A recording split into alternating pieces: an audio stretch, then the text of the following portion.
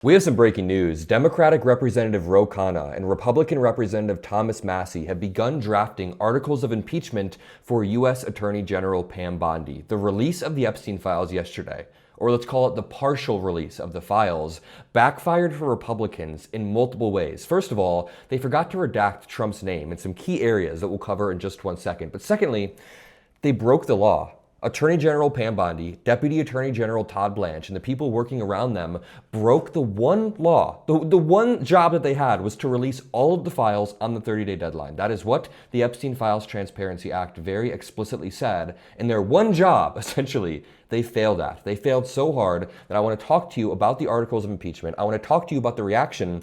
Before we jump over to Ro Khanna, let's just start with what Pam Bondi said yesterday. She said, quote, "President Trump is leading the most transparent administration in American history. By moving to unseal these documents, we hope to give the American people more answers about this day." When she says that President Trump is the most transparent administration, has the most transparent administration in American history, they've redacted like 90% of the Epstein files. What's transparent about Donald Trump fighting tooth and nail to not have these files released?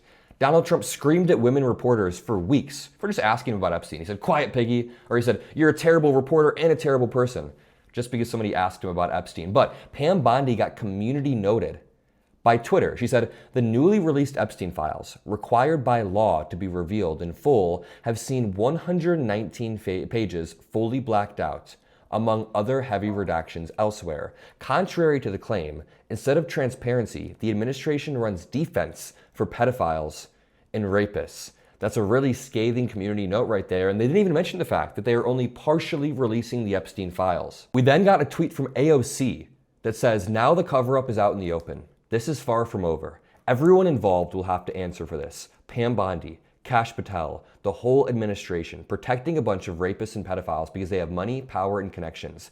Pam Bondi should resign tonight." This is the type of rhetoric I like to see from Democrats. No more rolling over and saying, "Well, I guess we should have gotten all the files." No. Have some effing clarity. The cover-up is out in the open. Everyone will have to answer for this. Pam Bondi should not go a single day. Kash Patel should not go a single day without answering for the fact that they are covering up for the Epstein class, for the richest of the rich who are abusing their power dynamics to cover up their past crimes. So AOC has a lot of clarity about this. Let me play you this clip of Ro Khanna explaining what he and Thomas Massie plan to do. If you like the transparency that we are giving you, that the Trump administration won't, make sure you drop a like and subscribe to the Adam Mockler feed. Thank you. Attorney General Pam Bondi. Some Democrats are saying she should resign, including Congresswoman Alexandria Ocasio-Cortez. Are you considering impeachment for the Attorney General if you don't feel that the Justice Department complies with your law?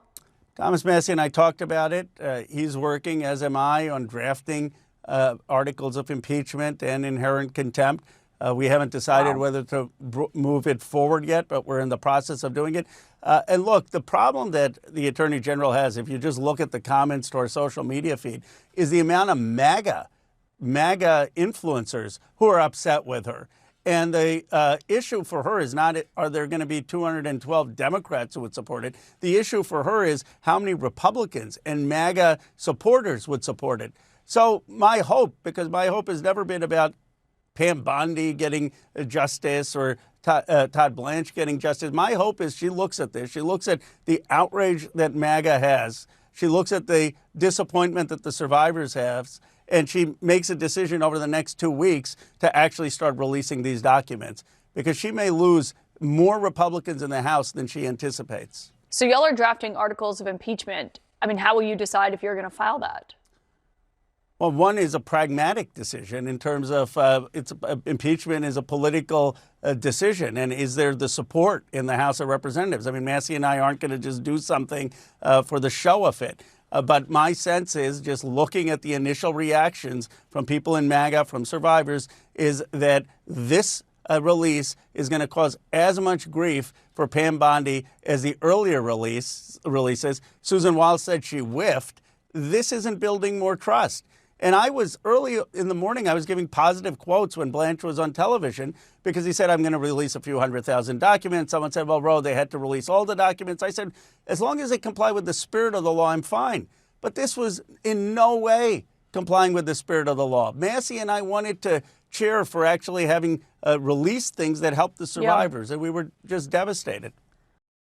It is devastating. And, I've loved this new coalition, this tiny coalition of Ro Khanna, Thomas Massie, and a few other key players that have clarity on things that parties just won't really talk about. They came out and they said, we're going to talk about the Epstein files. We're going to talk about the aid that we're sending to Israel endlessly for no reason whatsoever. We're going to talk about all of this in a cohesive way because the parties aren't talking about it. Thomas Massie and Ro Khanna have carved a pretty unique lane, and it's grabbing attention. It's making waves. Let's scroll through Thomas Massie's Twitter. He just quote tweeted J.D. Vance from 2021, who said, "What possible interest would the U.S. government have in keeping Epstein's clients secret?" That was from 2021 J.D. Vance. Thomas Massie says, "I miss this version of J.D. Vance." Thomas Massie then says, "Attorney General Pam Bondi is withholding specific documents that the law required her to release by today." He's even going harder than Ro Khanna. He then tweeted out, "A future DOJ could convict the current Attorney General and others because the Epstein Files Transparency Act is not like a congressional subpoena, which expires at the end of each Congress." One more time.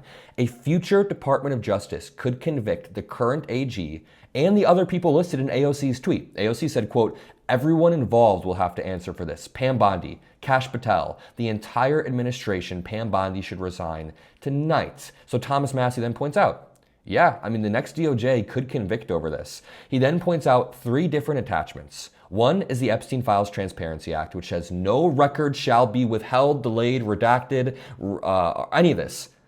Then Fox News says, this is from Fox News, "Fox Digital has learned the same redaction standards were applied to politically exposed individuals and government officials. Government officials were redacted out of the Epstein files."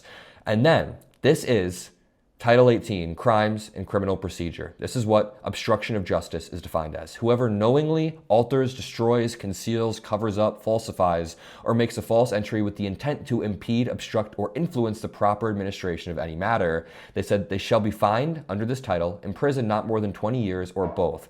Thomas Massie is not effing around. He just linked that. And he's tagging Republicans in this, saying, yeah, this is what we're going to do. He then responds to Republican Luke Radowski.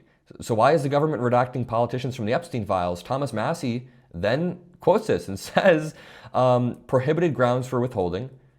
No record shall be withheld, delayed, or redacted from the Epstein Files Transparency Act. So the broader point I'm making here is that it's just unequivocally, very clearly an illegal act from Pam Bondi. And Thomas Massie and Ro Khanna are using this to perfectly prove the broader point that we've been pushing, that this administration in a top-down manner wants to cover up for the richest of the rich. Remember 5 days ago when Dan Bongino, the deputy director of the FBI, resigned. He resigned after months and months of complaining, and he even said on Fox News that he used to get paid for his opinions to throw shit out there, and now he gets paid to do facts, and it's a little bit more boring. So Dan Bongino very, very clearly came into the friction of thinking that there was this big conspiracy he was going to reveal, and then he realized he's becoming a part of this conspiracy. He thought he was going to go in and drain the swamp. Then he realized, holy shit, the swamp has a grasp on me. They're legitimately having me cover up the Epstein files with Kash Patel and with Pam Bondi. So Dan Bongino resigns.